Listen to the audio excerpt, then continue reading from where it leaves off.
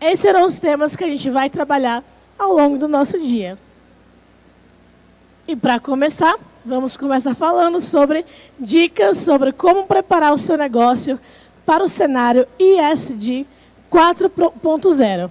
Um olhar para as novas tecnologias, as tendências de mercado e como quem deseja ou tem pequenos e médios negócios pode elaborar estratégias para manter seu negócio ativo em um cenário 4.0. E para conversar com a gente, quero convidar ao palco Samantha Lopes. Por favor, uma salva de palmas e seja muito bem-vinda, Samantha. Obrigada. Obrigada, todo mundo animado? Bem animado? Boa. Gente, para mim é muito, assim, uma honra de verdade estar aqui nesse palco.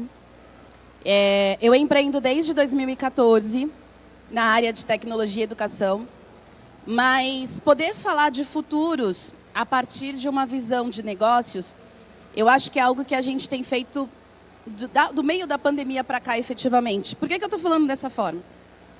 Porque, geralmente, os negócios eles estavam muito atrelados a ser pensados a partir de uma demanda que vinha de fora, né? A gente recebia muita incidência dos Estados Unidos, da Europa, coisas que estavam acontecendo lá. E hoje, a gente começa a olhar para isso a partir de um outro ângulo. Vamos ver isso aqui. 5 minutos.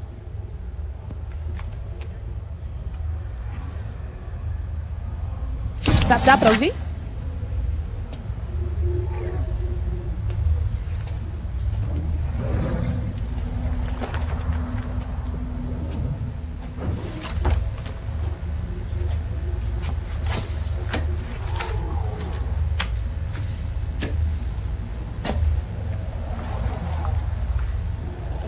Assassinato é um truque novo para um robô. Parabéns. Responda. O que significa este gesto? Quando entrou, quando olhou para o outro humano, o que significa? É um sinal de confiança. É uma coisa humana. Você não ia entender. Meu pai tentou me ensinar as emoções humanas. Elas são difíceis. Quer dizer, o seu criador? Sim. Então, por que o matou? Eu não matei o Dr. Lenin. E por que se escondeu na cena do crime? Eu tive medo. Robôs não sentem medo. Eles não sentem nada. Não sentem fome, não sentem sono. Eu tenho. E tenho até mesmo sonhos. Seres humanos é que têm sonhos. Até cães têm sonhos. Você não. Você é só uma máquina. Uma imitação da vida. Um robô consegue compor uma sinfonia? Um robô consegue pintar uma bela obra-prima? Você consegue? E aí? A gente consegue? Todos nós temos as mesmas habilidades? Todos nós nos preparamos para exercer as mesmas funções? Ou a gente olha para a tecnologia como parte de uma nova composição de habilidades que a gente precisa desenvolver para esse cenário futuro, que a gente ainda não sabe para onde está caminhando? E por que eu trouxe essa cena do Eu, Robô? Ela foi pensada em 2004, gente. Nós estamos em 2023. E lá eles estavam dizendo que o projeto seria em 2035. Como se fosse a realidade para daqui mais 10 anos, praticamente. E a gente já consegue ver naquela cena e nesse filme, quem não teve oportunidade, vale a pena assistir, várias coisas que hoje já estão se materializando. Então, quando a gente percebe isso, e a gente traz para o nosso cenário, gera muita dúvida no seguinte sentido: poxa, mas será que eu, que de repente tenho um negócio que não é uma multinacional, não tenho grana para fazer investimento em equipamentos tão caros, será que eu vou ter que repaginar tudo o que eu estou fazendo? Eu vou ter que mudar todo o cenário, o contexto onde eu me formei, para o qual eu me preparei, para o qual às vezes eu me especializei, né? Porque o mercado está dizendo para mim que eu estou para trás. 2004. E aí, a gente vê isso. Gente, eu amo memes.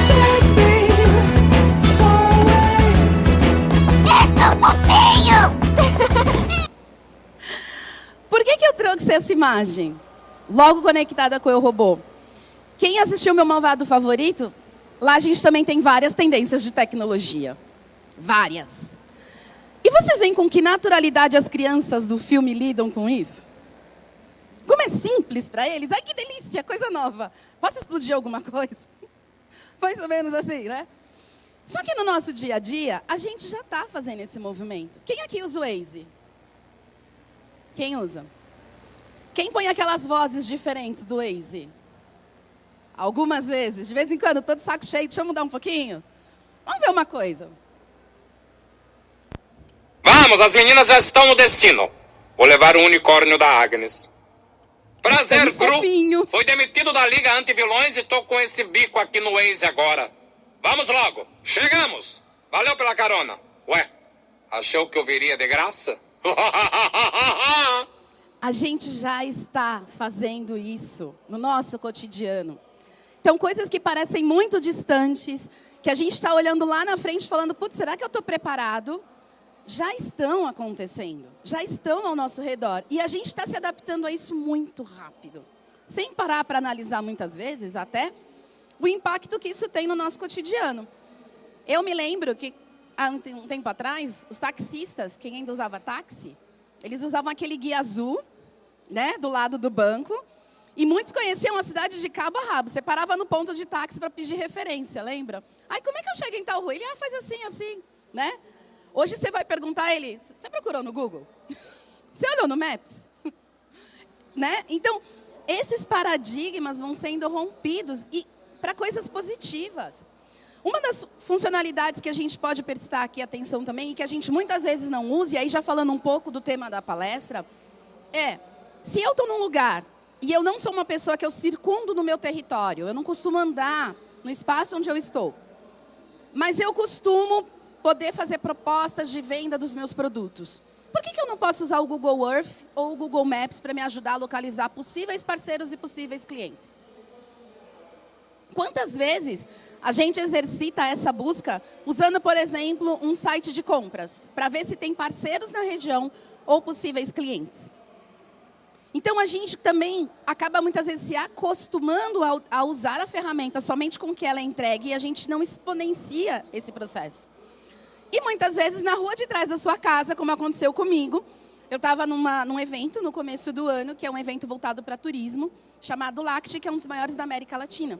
E a gente conseguiu colocar um lounge Black Money nesse espaço com 3 negócios periféricos. Um deles faz comida à base de jaca. Ela está a 2 quadras da minha casa e eu não sabia. Literalmente, gente, andando assim, 2 quadras da minha casa. O negócio dela tem mais de 10 anos e a gente não se conhecia. Então, às vezes, você tem coisas muito perto que você desconhece. E, às vezes, você pode fazer parcerias muito legais nesse processo. Quem já fez esse tipo de incursão no seu celular? Já pensou em fazer algo assim? Vou automatizar meu carro, vou automatizar minha casa, vou deixar tudo smart? Já? Vamos ver o que isso pode provocar. Hoje, a gente tem um mercado de pets. E por que eu estou trazendo isso, vocês já vão entender. Que está girando com uma previsão para 2025 de 15 bilhões de dólares. Quase todo mundo tem pet em casa. Basicamente. Uma das coisas que tem acontecido no mercado de pets é que cada vez mais, por conta da preocupação de estou trabalhando, meu pet está em casa, as pessoas estão criando rastreabilidade desses pets. Tem uma empresa, a Pets, que já desenvolveu, inclusive, um leitor facial para o cachorrinho dizer o que ele gosta e o que ele não gosta conforme ele olha na câmera. Ele associa as imagens. E hoje, a gente já tem em vários lugares a biometria de banco digital. Quem aqui que usa aquele leitor de tela do banco? Né? A questão das universidades para acessar o espaço ou para fazer provas. Então, eu, por exemplo, no começo do ano, eu fui fazer uma prova que era remota. E aí eu tinha que virar meu computador 360 na sala, fazer reconhecimento facial, tudo online. Check-in de companhia aérea, né? Tem muito lugar que você já não está precisando mais ficar mostrando a documentação. E acionar os eletrônicos. Então, tem celular que você já faz abertura da tela por reconhecimento de rosto. O que acontece hoje? cada vez mais os algoritmos estão se aperfeiçoando. Poxa, mas isso é para uma coisa pequena, é para um médio negócio? Sim, existem tecnologias de API que você já consegue fazer. E não são tão absurdamente caras. Olá! Sim, é surpreendente. Com o Positivo Casa Inteligente, dá para customizar a cor das lâmpadas. E com smart controles, smart plugs como esses, você controla tudo pelo app. Até por voz. Quer ver? Ó, ligar a TV no meu canal. Bonito. Adoro. Positivo Casa Inteligente. Para quem quer tudo mais inteligente. A gente percebe que está muito mais perto. Quem gosta de ir na Santa Efigênia, não sei se alguém gosta, mas vários desses dispositivos smarts já tem Leroy Merlin, já tem em vários lugares. E você consegue trazer para o seu negócio. Inclusive, para um evento como esse, para fazer interações com as pessoas e criar um chamariz, por exemplo. Então, quanto mais a gente vai olhando para as tecnologias e vai percebendo esses cruzamentos, mais a gente vai notando que estar num cenário ESG 4.0 já é uma realidade. Quando a gente fala, dá a impressão que está tão longe, né? 2035, 2040. Não, gente, já está aqui. Já está com a gente. E otimizar isso é muito importante. Quando eu fiz a proposta dessa palestra, foi muito nesse sentido de desmistificar um pouco esse processo, porque eu atuo com comunidades nas periferias também. E existe uma barreira muito grande das pessoas se dizerem não sou de tecnologia. Alguém aqui não se considera de tecnologia? A gente já não tem mais as mãozinhas que levantam, né? Então, por que a gente não tem? Porque hoje, você está usando um celular, você é usuário de tecnologia. Você está usando o Waze, você é usuário de tecnologia. Você está entrando no YouTube para fazer seleção do que você quer assistir usando um buscador, você é usuário de tecnologia. Você não é produtor de conteúdo, mas você é usuário.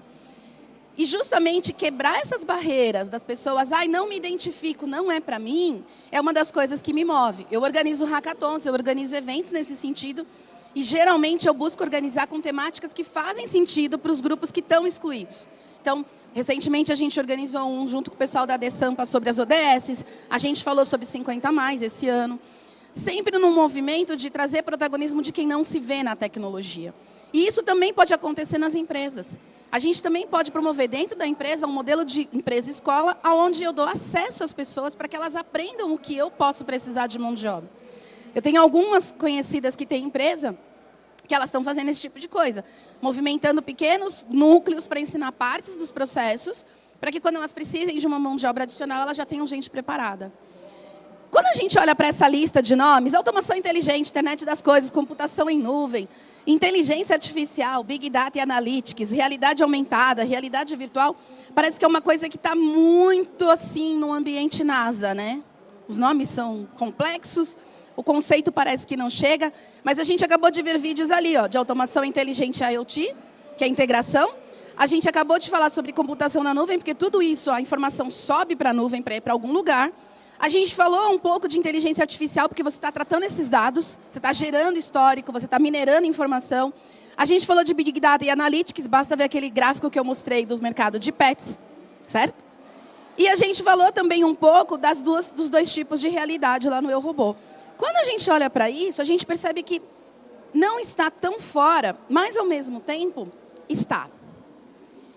O que muda quando entra a sigla ESG, e a gente já vai falar um pouco sobre ela, é que você, ao invés de gastar mais, e esse é um conceito também que é importante a gente conversar, você vai investir melhor. Existe uma grande distância entre as duas perspectivas. Não quer dizer que você não vai ter que investir. A questão é a perenidade do seu investimento. Quando você olha para um processo que ele se torna mais eficiente, mais produtivo e que tem sustentabilidade, a chance dele ser perene por mais tempo é maior. E como que a gente faz isso? Quando a gente olha para a questão ambiental, por exemplo, que é uma das primeiras que todo mundo costuma olhar, vou fazer menos papel, vou tentar aqui colocar, talvez, para a galera economizar água, mas a gente esquece que o ambiental não é só isso. Né? Quem aqui tem acompanhado a evolução dos plásticos na nossa alimentação? Gente, são bilhões de toneladas de plástico que estão chegando no mar e que estão voltando para a nossa mesa o tempo todo. Quando a gente olha, então, para vir para um evento como esse, e se você começa a ter um monte de saquinhos plásticos que depois vão para o lixo de qualquer forma, a chance disso voltar para a gente é de menos de 2 anos. E o plástico não some. Quando a gente olha para a questão, por exemplo, de que eu compro de uma empresa de fora do Brasil e tem pequenos produtores na minha região e eu não estou olhando, eu estou ignorando esse ambiental. Porque o ambiental também envolve o ecossistema local. Quando eu estou falando, por exemplo, de um ambiente onde eu priorizo a luz natural ao invés de usar a energia elétrica, eu estou falando de ambiental. Quando eu olho para o social, que não dá para fazer nada sem gente, a gente começa a entrar em outros desdobramentos do processo. Então, poxa, eu preciso de gente preparada. Tá bom. Eu vou buscar nas faculdades. Não tem. Por quê? A gente não tem faculdade preparando as pessoas para o mercado. Eu sinto dizer isso porque eu sou educadora. Mas a gente não está com o currículo preparado para o que a gente vai enfrentar. A gente não consegue desenhar essa perspectiva. E mesmo muitas faculdades que estão trabalhando em inovação hoje, elas já trabalham com a perspectiva de eu sei que ano que vem vai mudar tudo.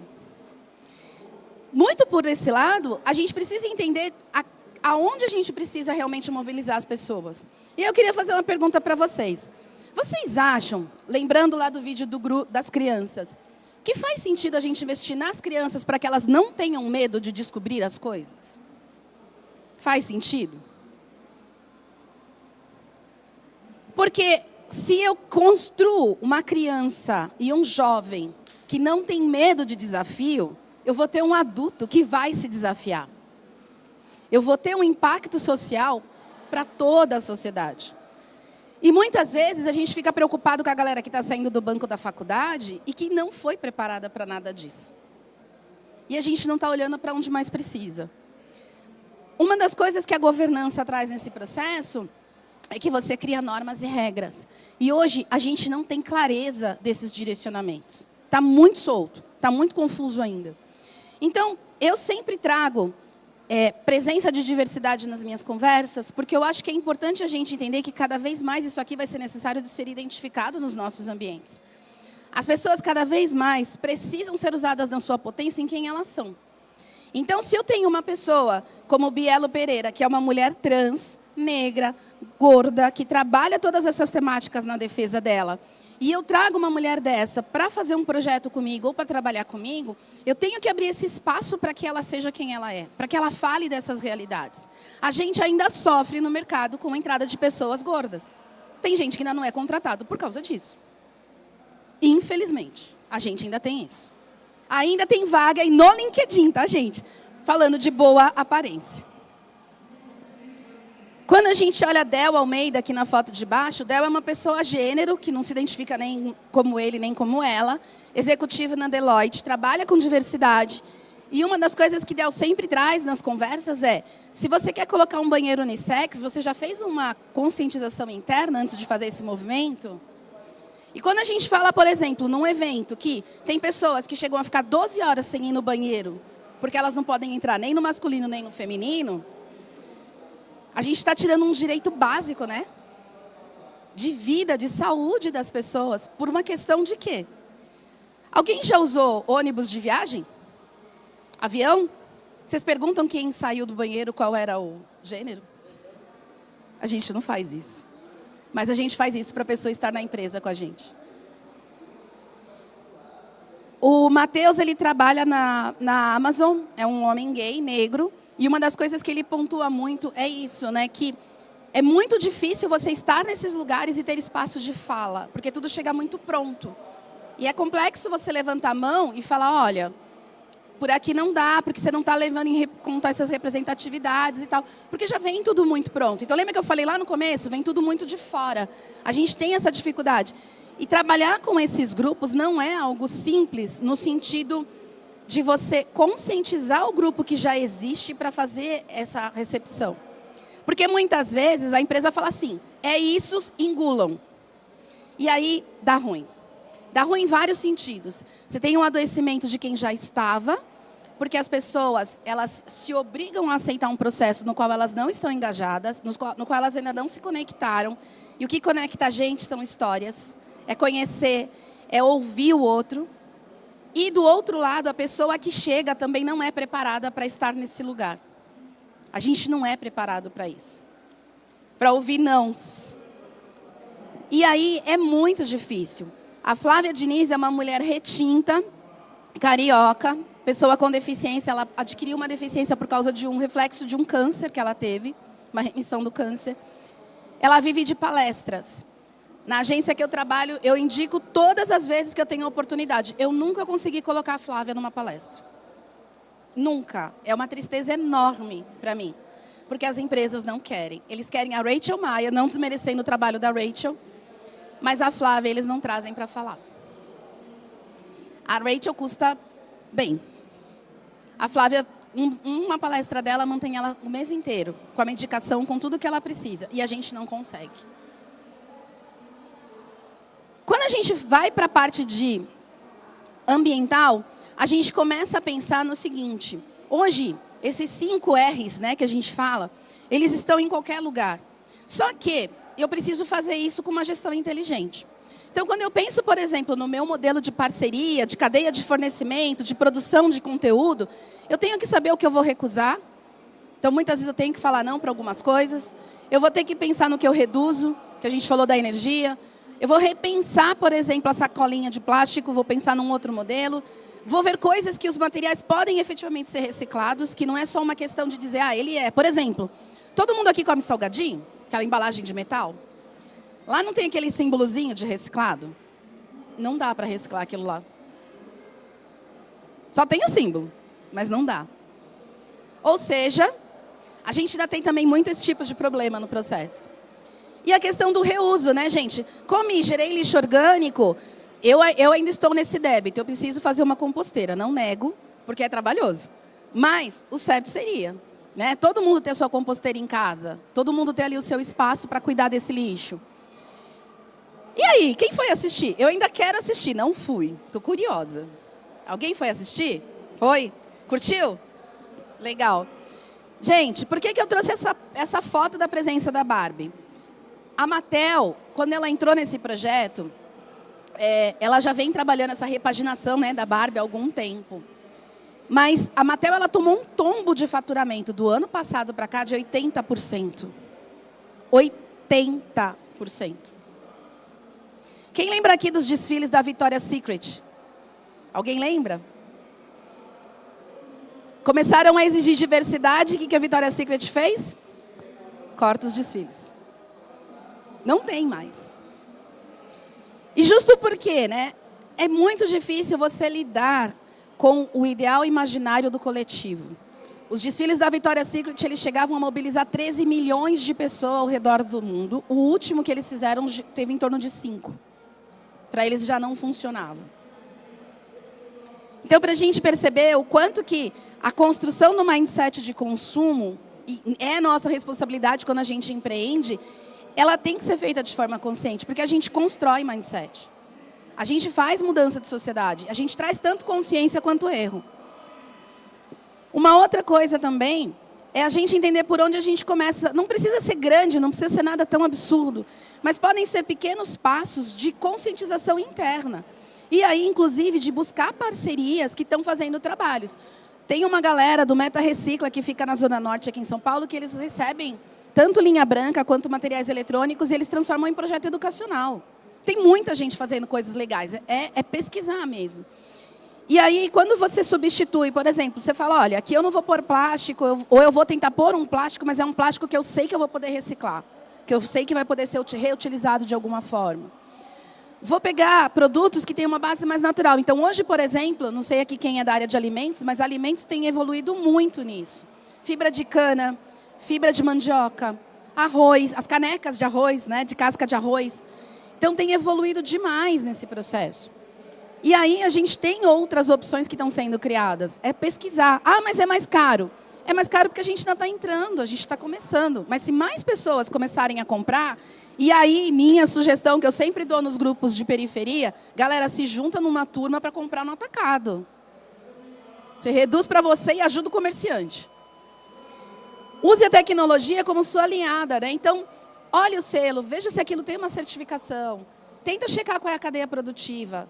Né? A gente viu aí vários casos no começo do ano de trabalhos análogos a escravo e tudo mais, que realmente a gente não sabia, eram marcas super conceituadas, mas... Se a gente também não está olhando, a chance disso continuar se propagando é muito alta.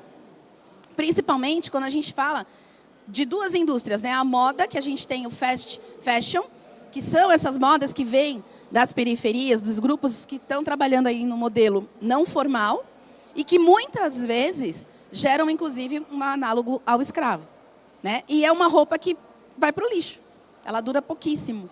Então, temos aí um exemplo no deserto do Atacama, né? Não sei quem viu, mas o deserto do Atacama está com pilhas e pilhas de roupa largada do fast fashion, né? E quando a gente olha para os resíduos, a gente precisa entender que eles podem se tornar um apoio da economia circular.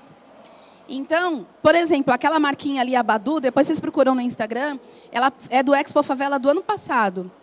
E a Badu, ela foi uma marca que ela surgiu na pandemia, porque a Ariane, ela é uma mulher que ela começou a entrar em depressão durante a pandemia, mas ela tinha uma habilidade para design. E aí ela conseguiu falar com uma empresa de cintos de segurança. E ela pegava os resíduos dos cintos e começou a fazer as bolsas. Aí deu certo, ela começou a ensinar para outras mulheres, e hoje a Badu está em vários lugares. Então ela desenvolve, ela faz essa mulher se tornar designer do produto dela. Ela ensina como faz, ela ajuda a vender na loja. Então, são produtos que praticamente são individuais, porque cada uma acaba fazendo o seu. E depois, ela dá esse apoio de rede. Então, hoje a Badu tem crescido, tem trabalhado já com várias montadoras. Ela recolhe esses resíduos e transforma em material para venda. Uma das coisas que é legal também nesse trabalho da Badu é que, por exemplo, muitas mães que estão se associando são mães de crianças autistas, pessoas com deficiência, para elas poderem trabalhar de casa e continuar produzindo e fazendo a renda. Quando a gente percebe que a nossa marca também pode gerar pertencimento, a gente pode fazer algumas ações até internas.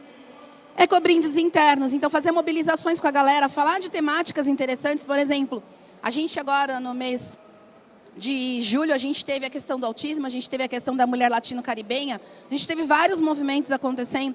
Pô, fazer campanhas internas, sortear algumas bolsas, pedir para a galera participar, se engajar, falar do assunto. Materiais biodegradáveis, tentar priorizar materiais que você sabe que vão ter ali um destino certo. Os copos reutilizáveis, nessas fibras alternativas, você consegue personalizar, fazer mensagens específicas. Hoje tem muito produtor pequeno fazendo coisas em silk, em várias coisas legais. Usar refis, né? Então as marcas também já estão indo para esse lado, porque você reduz bastante esse impacto. O Boticário recentemente fez uma parceria com o Google, e eles estão criando uma rede que você vai estar andando na rua e o teu Google vai te mostrar que naquela loja você pode deixar qualquer tipo de recipiente reciclável. Plástico, metal. Eles vão fazer estão já fazendo esse mapeamento. Pessoal de garrafa para uso contínuo. Eu tenho a minha, que eu levo para todo lado, né? Por que isso? Porque, gente, hoje, cada vez mais, a gente está incentivando as pessoas a se cuidarem, mas a gente, às vezes, precisa deixar uma coisa que ela tenha facilidade de transportar. E saber onde a gente descarta eletrônico. A gente está descartando o tempo todo esse tipo de material e a gente não sabe onde descarta. Aqui em São Paulo, Drogaria São Paulo e Drogazil, elas têm vários pontos de coleta. Postos de saúde aqui em São Paulo também costumam recolher óleo e pilha. Então, a gente tem pessoas se movimentando. E no meu bairro, por exemplo, eu moro ali próximo do estádio do Corinthians, tem um pessoal que passa uma vez a cada 15 dias recolhendo óleo nas casas. Eles vêm com o carro de som avisando, depois eles voltam recolhendo. Né? Então, assim, dependendo dos bairros, tem o cata-bagulho, que também tem data na semana. Então, assim, estar atento ao que está acontecendo no território para poder fazer esses descartes corretos. Né? E muitas vezes, como eu falei, por exemplo, do Meta Recicla, se ele se junta um volume razoável, ele vem buscar, ele leva e ele transforma isso em informação para a criançada. Então, faz muito sentido. Bora lá. The planet can survive without you. You cannot survive without the planet. When the planet thrives, we do too. It is our common ground. And every living thing, no matter how small, sustains the whole. As our climate changes, humans experience the violence of these shifts. The oceans rise and fall. Disasters increase. We are displaced. Our land is degraded. Our seas drown in our waste. We lose our luminous biodiversity. Climate change is one of the greatest challenges of our time. We must produce and consume sustainably.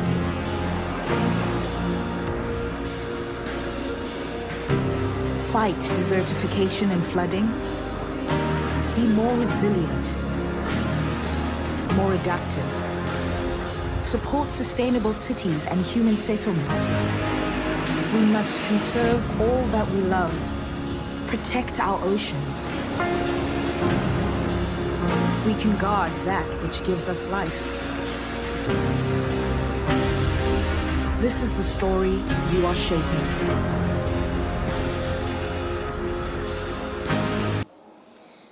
Gente, tudo isso envolve processos. A gente precisa pensar em processos para aumentar a eficiência. A gente precisa pensar em processos para ser mais flexível. E muitas vezes a gente vai fazendo. A gente não para olhar o que está acontecendo na nossa cadeia, para ver quem é nosso parceiro comercial, para ver como que a comunidade no nosso entorno está. Se a gente, de repente, não está subutilizando potenciais do próprio território que a gente não está enxergando.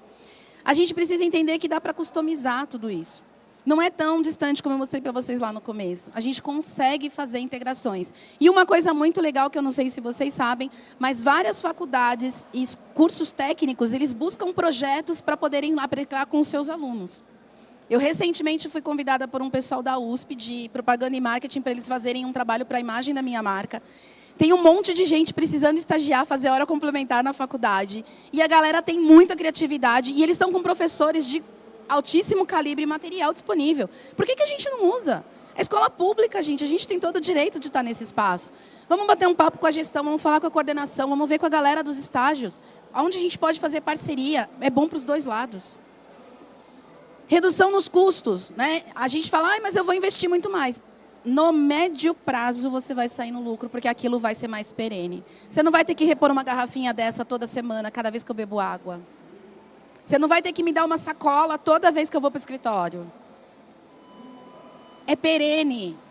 O investimento retorna. E retorna de uma forma muito positiva. Melhora a qualidade, porque eu começo a olhar com outros olhos. Eu começo a tomar cuidado com tudo que entra na minha produção e sai. Minha relação com os produtos muda. E eu consigo gerar sustentabilidade.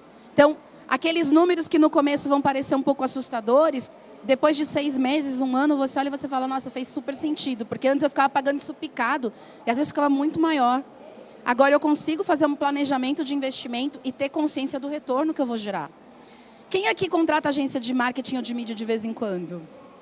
Alguém? Gente, uma das coisas mais difíceis é você receber uma proposta de uma agência de marketing que fale para você, eu vou te entregar, se você me der 200, 400 de retorno. Não entrega, eles não se comprometem. Eles falam, olha, você investindo isso, pela estatística, deve gerar isso. A gente vai testar. É o seu dinheiro. É o seu investimento. É grana, para a gente é complexo, né? Cada R$1 que entra ali, a gente sabe quanto soa. Então, a gente precisa começar a entender, quando a gente investe, o que a gente está fazendo com isso. E cobrar isso dos outros, porque isso é cobrado da gente. Para as pequenas empresas, alguns desafios que hoje estão muito fortes é essa questão de tecnologia. Então, eu não tenho um CRM, é muito caro, eu não tenho... Sim, mas existem caminhos que a gente pode utilizar que podem te ajudar. Tem alguns APIs que dá para a gente utilizar, não são tão caros. Investir em capacitação. Gente, eu dou formação em empresas e eu posso falar para vocês que a capacitação ela é muito mais barata do que você perder talentos ou ter talentos, vou usar uma expressão entre aspas, medíocres. Tá, entre aspas. Por que isso? Porque se eu não tenho informação, se eu não tenho repertório, eu não sou criativo. Eu não consigo sair da minha caixa. E exigir que a pessoa... Eu já escutei muito isso. Mas você que tem que saber para onde você quer levar a sua carreira. Gente, alguém sabe o que vai acontecer nos próximos 5 anos? Eu não estou falando nem 10. 5. Como que eu posso exigir que uma pessoa escolha para onde a carreira dela vai? A empresa que sabe para onde ela está indo. Eu tenho que ajudar essa pessoa a se direcionar. Outra coisa, segurança cibernética. A gente tem falado muito da LGPD, mas pouquíssimas empresas têm respeitado as regras da LGPD. A gente não teve BOs tão sérios aqui no Brasil. Mas é algo que até quem vende pelo WhatsApp e pelo Instagram deveria saber. E as pessoas não têm acesso à informação. A Natura teve um estudo recentemente. Quem conhece aqui aquelas vendedoras porta a porta? Recentemente eles tiveram um estudo que mostrou o seguinte. Todas as comissões das vendedoras eram faladas em percentual. Ah, você vai ganhar 20%, 10%. Aí eles foram conversar com as vendedoras. E aí eles descobriram que elas não tinham a menor noção do que era isso. Do tipo, tá, é 20%. Elas não sabiam calcular a percentagem. Então estava lá, estava todo mundo vendendo, mas... Gente, ter consciência do quanto você tem de valor no seu trabalho não é importante? Elas não tinham. Então a gente precisa entender que trabalhar a capacitação, a questão de segurança, essas mulheres, muita gente, eu não sei aqui vocês, mas muita gente que eu conheço está tendo perfil de Instagram hackeado, conta do WhatsApp hackeada, uma série de... E assim, a pessoa assume tudo, né? Quando vê, foi o número do celular, foi tudo junto. A gente não tem, a gente não sabe nem por onde começar a pesquisar. É lógico que quando a gente conhece os termos, a gente segue algumas comunidades e vai começando a entender. Mas a grande maioria das pessoas não tem noção disso aqui. Você, enquanto empreendedor, não seria sua tarefa ensinar para a sua equipe, inclusive para preservar a segurança da sua empresa? Né? Então, a gente tem como falar sobre esses assuntos. Integração e padronização. Putz, é chato, Samantha. É, mas é o que garante a saúde da empresa. Por quê? Porque o conhecimento não fica só com uma pessoa. Eu não fico refém. Todo mundo está nivelado, todo mundo consegue tocar. Se der qualquer BO, como aconteceu na pandemia, eu não quebro. Aderência do mercado e clientes e parceiros. O que é isso, né? Será que o meu cliente, o meu parceiro estão entendendo o valor do que eu estou fazendo? Estão entendendo o meu movimento? Estão a fim de vir comigo? Então, certificar esses parceiros, estar junto com eles também é muito importante. Diversidade e inclusão. Pô, Samantha, você vai falar disso de novo? Vou, gente, a gente precisa. Não adianta eu ter uma pessoa negra na empresa e ela não poder ser negra dentro da empresa. Ela tem que se embranquecer. Não adianta eu ter uma pessoa LGBT dentro da empresa, que ela chega na empresa e ela assume um papel de uma pessoa que você olha, parece uma pessoa hétero ali, normativa. Não adianta, eu não vou ter o potencial dela, ela não está segura. Eu preciso dessa diversidade de pessoas que estejam realmente com voz ativa na empresa para elas me levantarem a bola. Olha, cuidado, você está soltando esse negócio aqui, você vai bater aqui de frente com essa galera. Você está falando errado. Vamos relembrar algumas campanhas. Comercial dos namorados do ano passado. Não desse ano, que esse ano o pessoal pegou mais leve. Mas do ano passado. Né? Quantas campanhas foram boicotadas? Porque mostravam casais diversos. Várias. Esse ano eu estou vendo as dos pais. Até agora eu não vi pais homoafetivos nas campanhas. Então a gente vê que a gente está tendo, inclusive, um retrocesso nesse processo. Isso é muito ruim. Várias empresas que eu conheço no ano... do meio da pandemia para cá, tinham criado espaços de paternidade dentro da empresa. Ou seja, para falar com os pais, para ajudar o homem a entender o papel dele. Está sendo tirado. Então, a gente está perdendo. Né? Quando a gente devia estar incentivando para que crescesse cada vez mais. Observar as regras de mercado e certificações e os seus impactos. Não adianta eu me certificar de uma coisa que não vai ser produtivo para mim, que não vai mostrar para o meu cliente que eu estou agregando valor. E também não adianta eu não ter certificações dependendo de para quem eu vá vender. Então, entender essa dinâmica da legislação também é muito importante. Poxa, Sá, mas é muita informação. Sim, mas a gente tem como procurar. Hoje, inclusive, Sebrae tem, mas assim, tem várias entidades que são ONGs que estão trabalhando nessa frente. Então, a gente tem IDBR, a gente tem Pacto, a gente tem Rede Mulher Empreendedora, tem várias entidades trabalhando nesse sentido. É uma questão de se aproximar das comunidades. E aí, vocês falam assim, poxa, então é só eu virar a chave, né? Tá tudo resolvido. Isso aqui resolve rapidinho, né? A gente não precisa se preocupar com apagão de talento, pessoa desmotivada, redução nas vendas. Nada disso vai me atingir mais. É isso? Coloquei 4.0, tá tudo resolvido? Não, gente, óbvio que não. Mas, quando eu mapeio qual desses pontos é o meu mais crítico e começo a atuar pontualmente nele, eu começo a reduzir a chance do meu negócio não dar certo num cenário 4.0. Porque é um cenário que cada vez mais vai cobrar conscientização das pessoas envolvidas, de todo mundo. Do porteiro ao presidente, vai ter que estar todo mundo alinhado. Então, quando eu falo, por exemplo, da pessoa desmotivada, eu tenho que entender que eu preciso ter uma atuação pontual dentro da empresa. Eu preciso que as pessoas se sintam bem, pertencentes e seguras. Quando eu falo na questão da redução nas vendas, será que eu estou fazendo alguma ação que efetivamente eu estou crescendo com os clientes que eu já tenho? Eu estou propondo para eles coisas melhores? Eu estou ouvindo deles o que eles estão buscando e que eu não estou entregando? A gente muitas vezes não faz esse movimento, né? A gente entra no automático, fica tirando pedido e não se mobiliza nesse sentido. Gente, uma coisa muito simples de se fazer. Marca um brainstorm com 2, 3 clientes plenos de vocês, traz o cara para a empresa, a mulher para a empresa, a pessoa para a empresa, senta com ela e faz um board de conversa para saber o que está acontecendo com ela. Não é com a sua empresa, é com ela. Para ver como que você pode ajudar o negócio dela a crescer, porque se ela crescer, você cresce junto. Coisa simples, não é complicado. A gente complica. A questão de aumento nos custos. Se você fizer investimento consciente do retorno no médio e longo prazo, você consegue segurar isso aqui. Dá para fazer. É um exercício? A gente tem que estar o tempo todo olhando para cá, mas faz muito sentido. Choque geracional. A gente tem visto muito isso, né? Então, eu já tenho um negócio, eu sempre vendi assim, eu sempre fiz assim, aí chega o outro, vamos por tal coisa? Vamos mexer nisso aqui? Ah, não, mas eu não domino isso. Então, se eu não domino, eu não quero na minha praia. Isso aqui tem gerado perda de dinheiro assim a rodo. A rodo. Então a gente precisa começar a mostrar para as pessoas que aprender com o outro, e isso é algo que vem da escola, tá? A gente não aprende nem na escola. Na escola a gente é incentivado a competir, né? Quem sabe mais tem melhor nota e assim fica, e ninguém quer dividir. Quando a gente pensa no geracional, a gente tem que entender que a gente tem que somar. E somar criando conexão, conversando, respeitando, trocando. E é muito curioso, porque quando a gente senta em situação de parceria e não de autoridade, muda completamente a relação com a outra pessoa. Eu falo isso em sala de aula e eu falo isso nas empresas. Uso de dados. Tomar cuidado com isso, gente. A gente precisa entender como a gente está usando os dados. Tá? Principalmente se a sua empresa é uma empresa que trabalha com uma carteira comercial e você tem lá os vendedores que são donos de carteira.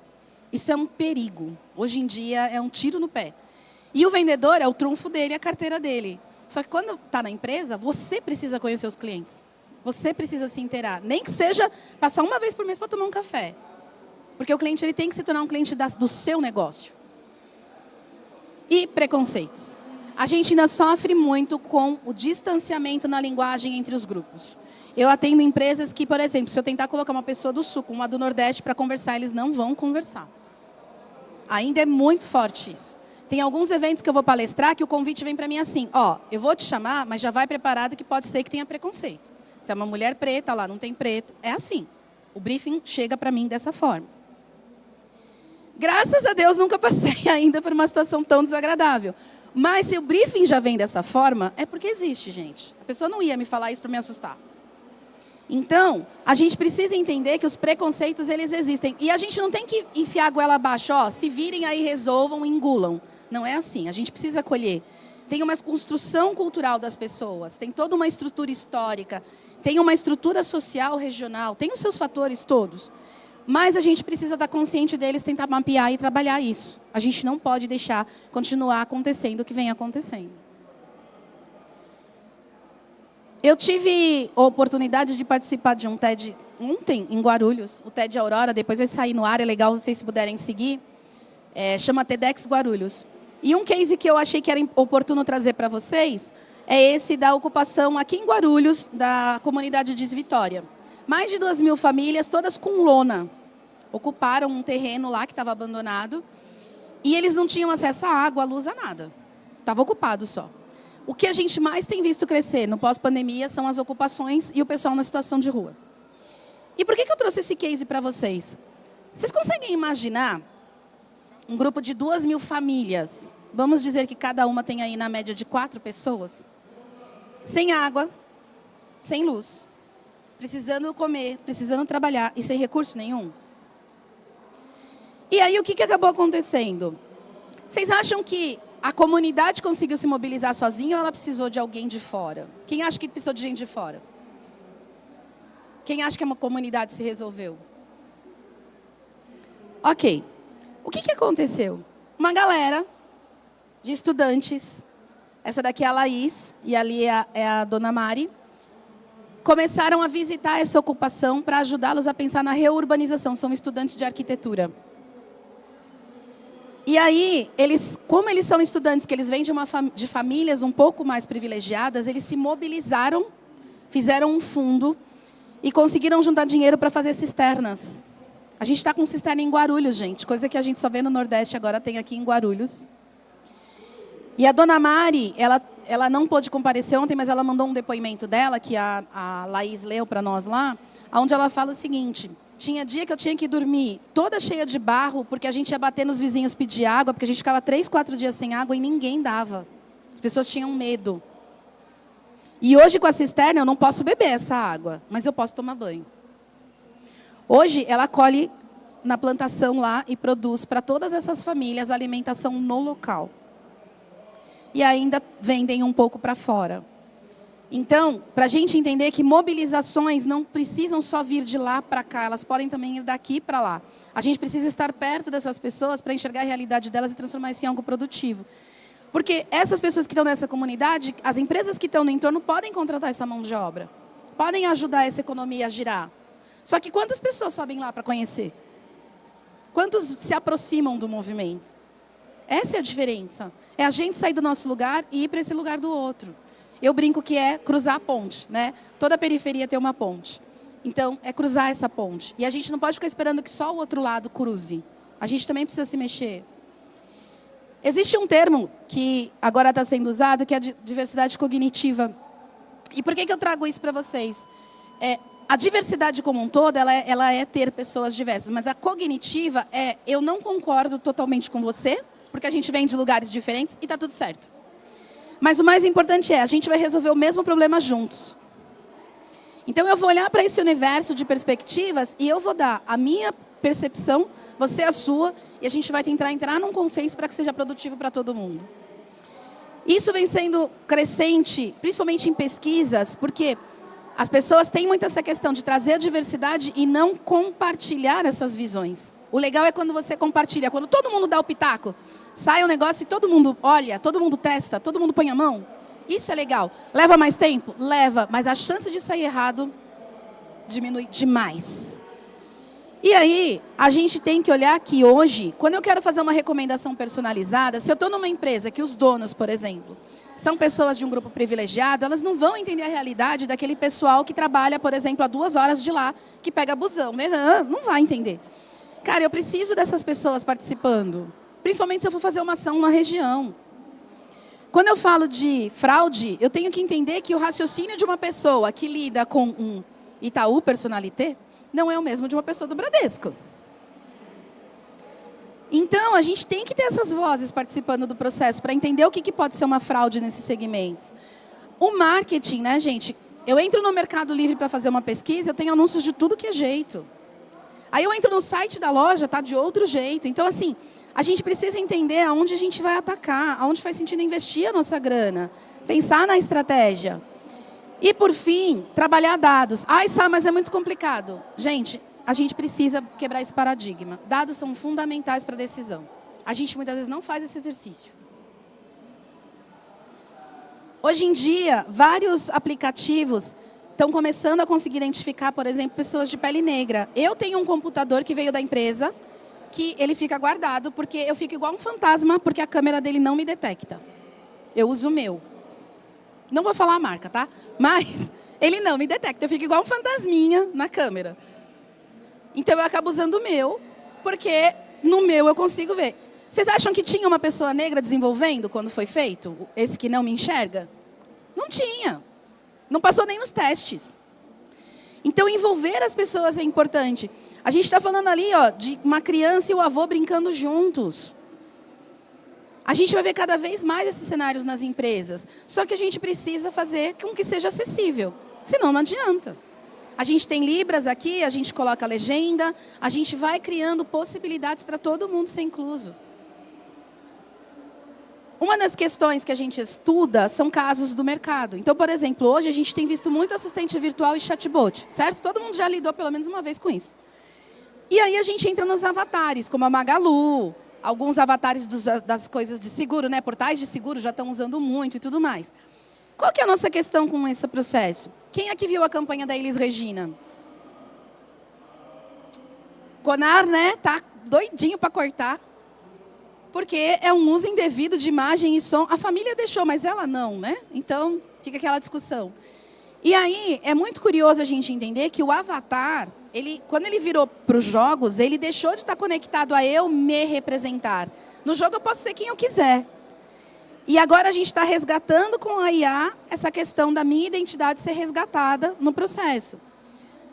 Nós todos que estamos aqui, que a gente assinou o termo de imagem, a gente automaticamente entra nisso daqui. Eu posso virar um avatar daqui a um tempo, a minha palestra pode ser totalmente vetorizada. Então, a gente tem que entender como é que isso impacta também para as pessoas com quem a gente lida, né? Reconhecimento de imagem e vídeo. A gente precisa entender o quanto isso pode beneficiar nosso negócio. Por exemplo, recentemente eu peguei um caso de uma empresa que eles estavam com um problema na parte de finalização de processo. Por quê? Porque todo o processo eles têm um boneco que eles têm que pôr em cima para ver se saiu tudo no lugar. Com esse tipo de leitura, eles resolvem isso rapidinho. Poxa, mas aí eu vou mandar meu funcionário embora? O que a gente falou lá atrás? Eu preparo esse funcionário para o próximo passo. Agora que ele não precisa mais ficar ali comparando para ver se está tudo no milímetro certo, o que eu faço ele fazer? Ele vai trabalhar dado, ele vai minerar. Ele vai aprender a tecnologia para ser um cara efetivo no que ele está fazendo. Processamento de linguagem natural. Né? Falo, o Google, ok, Google, e vamos embora. Gente, isso aqui para nós que trabalhamos, por exemplo, com comércio é muito importante. Tem um amigo meu que ele é da Janalu, ele faz bolsas personalizadas e ele fica ali na Paulista. E aí ele atende muitos clientes surdos. Aí ele falou assim, é um problema, porque eu não sei Libras. Eu falei, cara, põe um QR Code num papel, faz um videozinho com legenda, põe o seu catálogo, a pessoa vai pôr o celular, vai ver tudo ali e só mostra para você o que ela quer. Nem ela sofre, nem você deu autonomia para ela. Então, não precisa complicar, gente. Dá para fazer de forma simples. Tudo isso daqui está vindo nessa pergunta, né? Demissões ou novos talentos? Para onde a gente está olhando? A gente costuma olhar para a escassez, para o que vai faltar. Que tal a gente começar a olhar para o que vai sobrar? A gente está com um monte de gente saindo todo semestre das faculdades. E essas pessoas não estão sendo ocupadas pelo mercado de trabalho. Onde essa galera devia estar? Em projeto prático na rua, fazendo acontecer na comunidade, para quando elas forem para a empresa, elas estarem preparadas. E elas não estão, porque a gente não está abrindo espaço. Web 3.0, contratos de blockchain, NFT, são todos termos que daqui para frente a gente vai ouvir com maior frequência. Blockchain, NFT e criptomoedas vão ser as moedas do futuro com maior segurança. Já estão sendo em muitas transações. Realidade aumentada, virtual e mixada estão cada vez mais presentes, inclusive nos nossos celulares. Então, a gente pode usar tudo isso para gerar novos talentos, para ver para onde o nosso negócio pode caminhar, para aproveitar essa onda. E não olhar para isso como algo muito distante que eu não vou alcançar, que não faz sentido porque o meu negócio é pequeno. Vou trazer algumas boas práticas, que meu tempo já está estourando. Então, recicle e inclua a equipe atual, não deixe a galera de fora, tá? É a pior coisa do mundo você investir anos da sua experiência, achar que você se preparou, que você chegou num nível legal de profissionalismo e a pessoa vira para você e fala tchau. Né? A gente teve aí Microsoft, Oracle, uma galera fazendo isso. É horrível. Né? Porque você se preparou, você achou que você estava no ponto e aí não dá certo. Ações internas de inovação. Eu faço muito hackathons. Gente, é incrível quando você faz um hackathon dentro da empresa. Você consegue coletar ideias e propostas incríveis, desde que seja um ambiente seguro. Tá? Deixar isso bem frisado. Pessoas diversas para falarem sobre outras perspectivas. Eu tenho certeza que quando vocês viram a minha palestra, vocês não imaginavam que seria uma mulher preta, periférica, que tem um negócio de educação, que viria falar sobre isso. Então, trazer gente diferente para ver de outro lugar. Tá? Observe o que faz sentido. Foco no cliente. Quando a gente olha para as pessoas, o nosso processo flui melhor. Porque eu estou entregando para a gente, eu não estou entregando para dados. Pertencimento, a gente não pode ignorar a cultura local. Como eu falei, se eu juntar o pessoal do Sul com o Nordeste, ainda tem um atrito. Respeita isso e tenta fazer outra estratégia. Acompanhe as mudanças na legislação. A gente tem passado por várias mudanças. A LGPD está passando por mudanças, tem atualização acontecendo. Tem que acompanhar as legislações.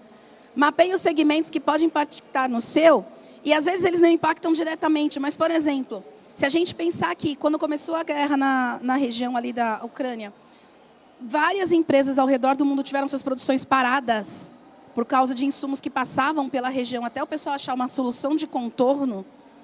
A gente consegue entender que não olhar para o negócio e para os paralelos, né? Porque não era um negócio direto, mas interferiu indiretamente no negócio.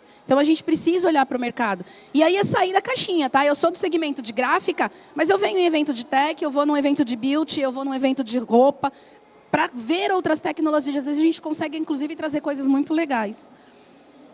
Ver casos de sucesso. Então, Rock in Rio, eu não sei quem acompanhou do ano passado, mas, assim, gente, foi um dos eventos mais inclusivos do Rock in Rio, a ponto deles terem banheiros que tinham rampa, a maca para as pessoas com deficiência poderem deitar e trocar fralda.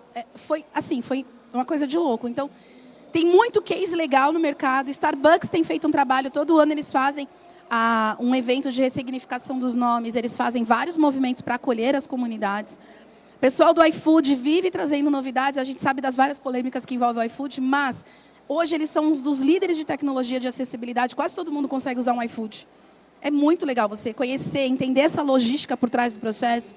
Native Orgânicos é uma marca que eu uso na minha casa. Eles estão aqui no interior de São Paulo, em Sertãozinho, e eles têm uma linha de produtos que eles realmente se preocupam em reduzir o impacto ambiental. Então, a região de Sertãozinho, por exemplo, há pouco tempo atrás, ela sofria muito com as queimadas, e agora eles estão conseguindo reduzir, por causa das trocas de safra. Então, cada vez mais a gente percebe que ter empresas conscientes é importante a gente acompanhar para saber o que elas estão fazendo e ver o que a gente consegue trazer. Expo Favela, gente, talentos assim absurdos. Faz muito sentido acompanhar esses movimentos e ver quem que eles estão trazendo. Às vezes eles trazem alguém da região que você nem conhecia. E pensar numa estratégia. A gente precisa sentar e planejar. A gente não tem esse costume, a gente vai fazendo. A gente precisa planejar para onde a gente está indo. Porque é só dessa forma que eu vou conseguir mapear os pontos onde eu posso ter atenção para isso e trazer para o meu negócio. Meu LinkedIn, e estou aberta para dúvidas. Obrigada, gente. Muito obrigada por todo o conhecimento compartilhado, Samantha. Temos alguma pergunta? Dá para fazer uma perguntinha antes do nosso tempo que já está estourado. Alguém? Não leve para casa essa dúvida. Opa.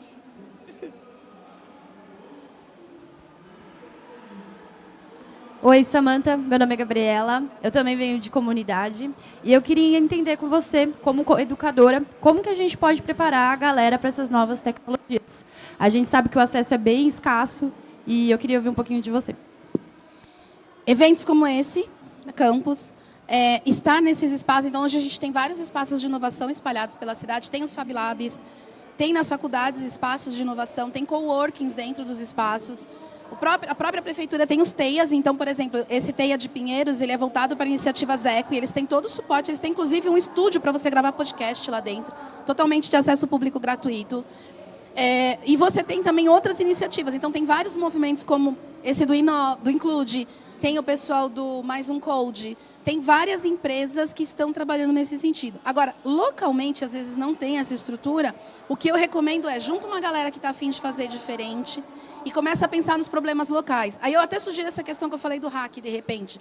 Faz um hack simples para entender os problemas, entender onde vocês conseguem atuar, quem está afim de mexer, e começa esse movimento.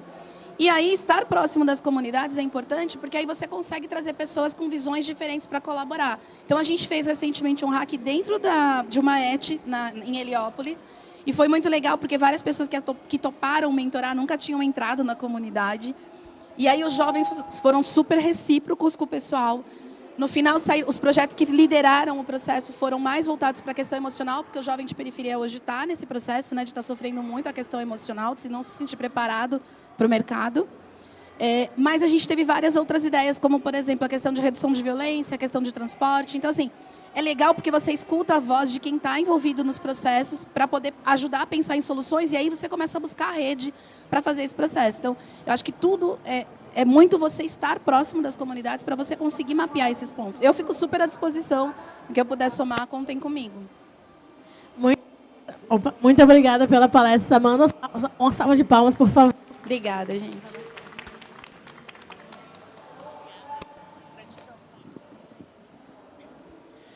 Essa foi a super palestra para começar com